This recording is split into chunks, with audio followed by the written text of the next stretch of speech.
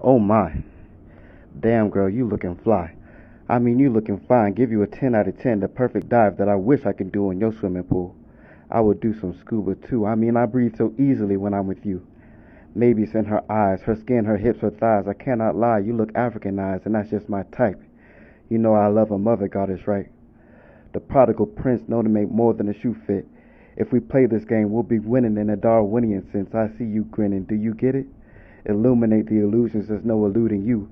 Of course you do, but later on I give it to you still. Like, girl, hold still. I might just say something that you want to hear, or rather feel.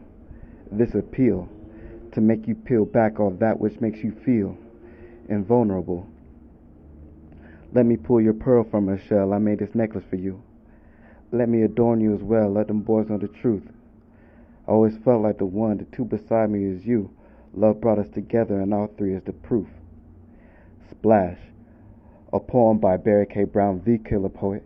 And if you're interested in using your writing skills to make a lucrative writing career, I encourage you to check out the link in the description or in the first comment below. You guys have a great day. Peace.